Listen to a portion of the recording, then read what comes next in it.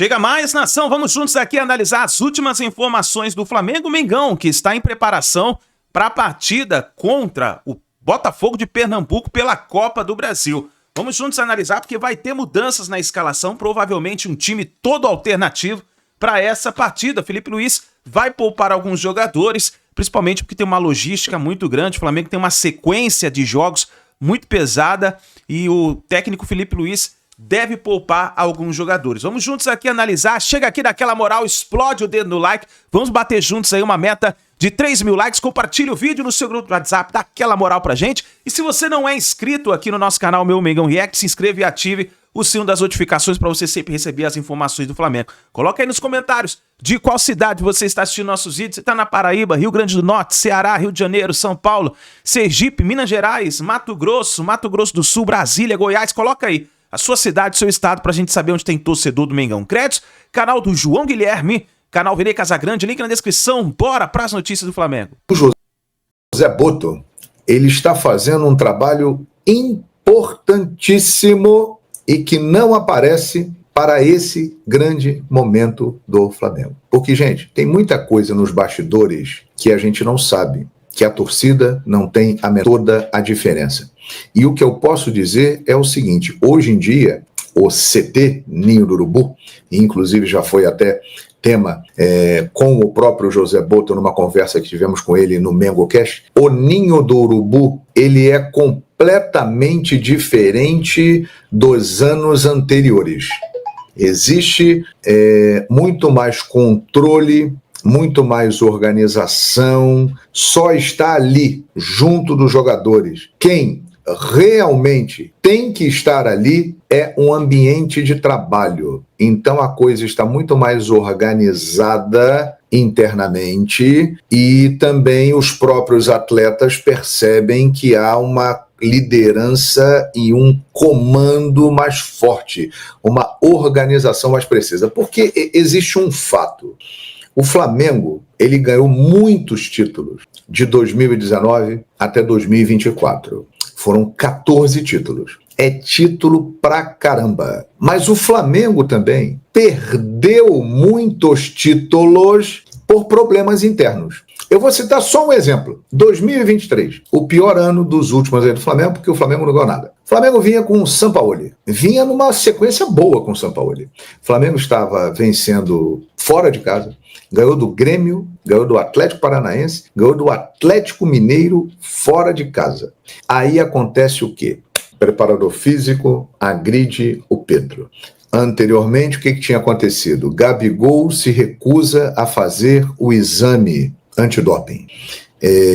A partir do momento que o Pedro foi agredido pelo preparador físico, e logo depois o Varela e o Gerson saem na porrada, isso mostra claramente que as coisas estavam fora do lugar ali. Não existia um cara para chegar e falar assim: ô Gabriel, vai lá fazer o exame. E acabou. Funcionário do clube. A ordem é fazer o exame. Vai lá e faz. E fim de papo. Não chegaria ao ponto de acontecer o que aconteceu no vestiário entre o Pedro e o preparador físico. Varela e já briga em vestiário. Acontece, é normal. Só que o Flamengo, nos últimos anos, ao mesmo tempo que ele foi muito vitorioso, ele teve muitas confusões internas. E isso acabou atrapalhando também em muitos momentos. Por exemplo, o Flamengo, logo depois que foi eliminado, eliminado contra o Olímpia, né, da Libertadores da América, foi logo depois da confusão do preparador físico com o Pedro, que o Flamengo vinha numa boa sequência. O próprio Sampaoli admitiu em entrevistas que ali o ambiente ficou péssimo, que ele pediu até para ir embora, mas falou: não, fica aí e tal, aquela coisa toda. O Flamengo foi eliminado pelo Olímpia nas oitavas de final da Libertadores da América, de uma maneira realmente muito ruim, porque o Flamengo era muito superior ao Olímpia. E depois chegou a final da Copa do Brasil. E cá entre nós, naquela oportunidade, o Flamengo já tinha uma equipe superior à do São Paulo. Se estivesse tudo arrumadinho, tudo no lugar, tudo certinho, a tendência é que o Flamengo tivesse vencido o São Paulo. O São Paulo aproveitou a chance que teve com competência, mas pegou um Flamengo inteiramente bagunçado, completamente diferente desse que a gente vê hoje em campo. time do Flamengo não tinha motivação, os caras não estavam nem aí, estavam loucos pro São Paulo ir embora. Então o Flamengo, neste período aí, ganhou muitos títulos, mas também perdeu muitos títulos por ele mesmo criar problemas dentro de casa e não ter consertado esses problemas. Agora, com José Botto, a chance disso acontecer é muito menor, dá para dizer isso.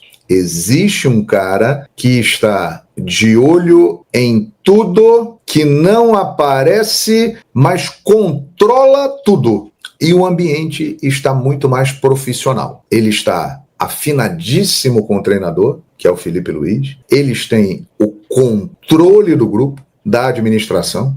O elenco do Flamengo sabe que existe uma direção de futebol que tem total apoio da diretoria, então isso está fazendo muita diferença. Além do elenco extraordinário que o Flamengo tem e que vai ficar ainda melhor, além do trabalho fantástico do Felipe Luiz, existe uma administração dentro do futebol do Flamengo que não aparece para a galera, mas que tem colaborado muito para esse sucesso. A mentalidade é oposta do que existia antes. E isso vai fazer com que o Flamengo, na sequência dos anos, se torne ainda mais forte, competitivo e provavelmente ele não dará aos rivais a chance que deu em muitas oportunidades anteriormente. Quando chegou muitas vezes até como favorito, com times melhores, mas perdeu em algumas oportunidades porque estava com probleminhas internos, né? Agora, isso pode acontecer? Pode, mas a chance eu acredito que seja menor. Então o Botto é um cara também muito importante nesse processo, viu? Eu posso dizer isso para vocês com toda certeza. Beleza, galera? Olha aqui, Flamengo reserva quinta-feira. A tendência é que o Felipe Luiz use nesse jogo atletas que não vêm tendo muita minutagem. Ele já confirmou, por exemplo, que o Matheus Cunha será o goleiro. Então é possível que o Matheus Gonçalves tenha uma chance, que o Juninho tenha uma chance, o Luiz Araújo, o Plata, os caras que não jogaram o tempo todo ontem, ou a maior parte do tempo, devem ter chance, né? Ali no meio o Alan, com o Everton Araújo, dá uma descansada no De La Cruz, no Pulgar, o Danilo, que não jogou, pode jogar, de repente o Alexandro, se tiver condições, ele volta, o Varela na lateral direita, aí você viu o nome dos caras que eu tô falando? Porra, esse é um time reserva? Vamos botar aqui um hipotético time reserva, uma brincadeira aqui, vamos lá.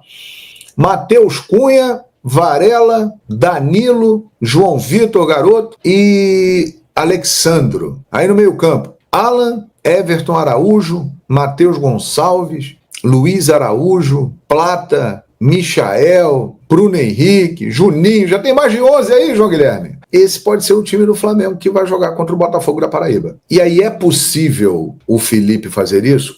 Por quê? Porque na sequência, seguinte, Campeonato Brasileiro, Flamengo é líder. Flamengo joga domingo em Belo Horizonte com o Cruzeiro. Cruzeiro não é um jogo simples. Cruzeiro, embora esteja em crise, mas é um jogo grande.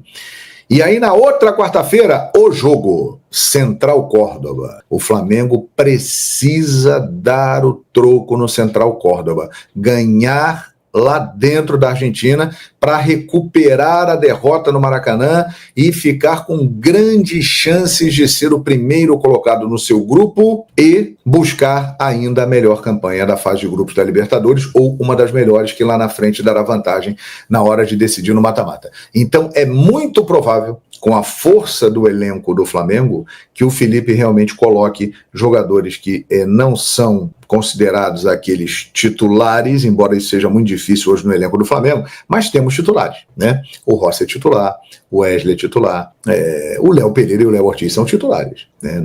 O Danilo é excepcional, mas o Léo Pereira e o Léo Ortiz, pelo que eles vêm jogando, o Alexandre é titular, né? O De La Cruz e o Pulgar são titulares, o Arrascaeta é titular, o Gerson é titular, o Pedro é titular, e o Cebolinha está ganhando espaço aí, está virando titular também. Ou seja, esses caras aí, é muito provável que eles sejam preservados, né? Não sei se todos, mas podem ser, sim, preservados para esse jogo exatamente pela sequência. A sequência é muito forte, tem algum momento que você tem que mexer as peças para dar uma preservada, para continuar equilibrando e mantendo o nível. Quinta-feira, em Flamengo TV, feriado, 5 da tarde, começa o pré-jogo com o comando da Dani Boaventura, 8 da noite a bola vai rolar e eu vou estar lá com você na Flamengo TV, a mais querida, contando a história desse jogo do Mengão pela Copa do Brasil. O Flamengo que é o atual campeão da Copa do Brasil, é o atual pentacampeão e vai buscar aí chegar ao Hexa e se tornar o maior campeão junto com o Cruzeiro. Olha aí! Pedro vai superar Gabigol? Deixa eu explicar essa pergunta. A pergunta é feita da seguinte maneira. Estou falando em números de gols. Você sabia que Gabriel Barbosa, ele é o 6º maior artilheiro da história do Flamengo? Você sabia disso? Vou até botar aqui para vocês, ó. Os maiores artilheiros da história do Flamengo. O maior é o Zico, todo mundo sabe, né? Pois bem, os maiores artilheiros da história do Flamengo. Muito bem. Olha a parada interessante que eu vou mostrar agora aqui para vocês. Estão atentos aí? Prestem atenção aqui, ó. Olha isso aqui, ó. Os maiores artilheiros da história do Flamengo. Tá aparecendo aí. Vou ficar pequenininho para não atrapalhar aqui. Olha ali, ó. Estão vendo aí, ó? Zico, 509 gols. Galinho disparado. Não vamos chegar nunca no Zico, né? Só demorar mais um milênio.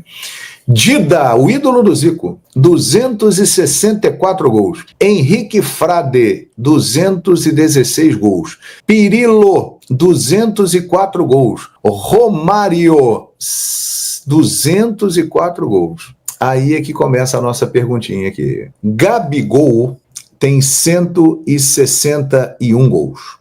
Jarbas tem 154 gols. Leônidas da Silva, o grande diamante negro, 153 gols. Bebeto, 151 gols.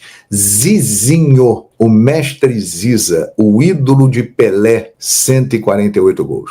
E o que o Pedro tem a ver com isso, João Guilherme? Simples. Ontem, no Maracanã, Pedro chegou à marca de 141 gols com a camisa do Flamengo. Ou seja, Pedro está a 7 gols do Zizinho, ele está a 10 gols do Bebeto, ele está a 12 gols do Leônidas, a 13 gols do Jarbas e a 20 gols do Gabigol. O Pedro pode, se ele fizer 21 gols daqui até o final do ano, ele pode se tornar o 6º maior artilheiro da história do Flamengo, ficando atrás apenas de Romário, Pirillo, Henrique Frade, Dida e Zico. E eu vou falar um negócio para vocês. Ele largou agora, em abril. Ele já fez 4 jogos. Ele tem 4 gols. Eu acho que essa meta de fazer 21 gols na temporada, ela é perfeitamente possível para o Pedro. Então eu acho que o Pedro, ele vai passar do Gabigol ainda neste ano de 2025. Né? Se ele conseguir ter uma boa sequência, né? Vamos torcer por isso, que Zico o abençoe, né? Que tudo vá bem, né? Bom para o Flamengo, bom para ele, bom para o futebol ver o Pedro em ação. Se ele jogar bem até o final do ano, Flamengo tem aí pelo menos, minha gente, mais 75 partidas por fazer. O Pedro chegar nessa marca aqui, fazendo mais 21 gols para passar o Gabigol, eu acho que é perfeitamente possível. Eu acho que o Pedro vai atingir uns 30 gols nessa temporada. E olha que ele largou em abril. Por quê? Porque ele é o Pedro, o melhor centroavante brasileiro. Eu não consigo enxergar um centroavante brasileiro melhor do que o Pedro, um homem de área melhor do que o Pedro, um pivô que faça referência melhor que o Pedro. Eu não vejo. Em nenhum lugar do mundo eu vejo um centroavante brasileiro melhor do que o Pedro. Então ele, com toda essa qualidade e rodeado por essa galera toda aí, vocês viram o que está acontecendo, como ele encaixou direitinho no time do Flamengo, ele era a cereja do bolo. A chance dele fazer mais de 20 gols na temporada e superar o Gabigol, ela é enorme. Então, Pedro pode estabelecer essa marca histórica. Então, é neste aspecto, superar o Gabigol no número de gols com a camisa do Flamengo. E um detalhe, eles têm a média idêntica. O Gabigol fez 161 em 308 jogos. O Pedro, ele atingiu a marca de 171 gols. Tem a informação aqui, eu vou passar direitinho para vocês, para eu não falar errado. Espera aí, tenho aqui, anotado. Olha aqui, ó. Pedro, 141 gols em 270 jogos. Gabigol, 161 em 308 jogos. E olha que o Pedro foi reserva durante muito tempo. O Pedro ficou quase um ano parado agora com a lesão no joelho. E ele tem a mesma média do Gabi. Cara, ele vai passar o Gabigol. E eu acho que ele vai passar esse ano. Desse ano, não passa. O Pedro vai superar o Gabigol na artilharia histórica do Flamengo. Logística definida, tá? Existia uma pequena dúvida se o Flamengo teria viagem casada. Por quê? 3 próximos jogos, os 3 fora de casa. São Luís, Belo Horizonte e depois Argentina. E aí, debateram internamente a possibilidade de fazer viagem casada. Por exemplo, de São Luís para Belo Horizonte e de Belo Horizonte para Argentina. Ou de São Luís, Rio, depois Belo Horizonte e Argentina. Não, não vai ser assim. Vai ser desse jeito. Acabei de apurar aqui, ó. O Flamengo vai quarta-feira para São Luís, local do jogo contra o Botafogo da Paraíba. Depois retorna ao Rio, treina sexta e sábado e aí viaja para Belo Horizonte. Depois do jogo contra o Cruzeiro no domingo, retorna ao Rio de Janeiro, treina segunda e terça e depois viaja para a Argentina. Por que o Flamengo fez isso? Por entender que em nenhum desses locais aí, se eles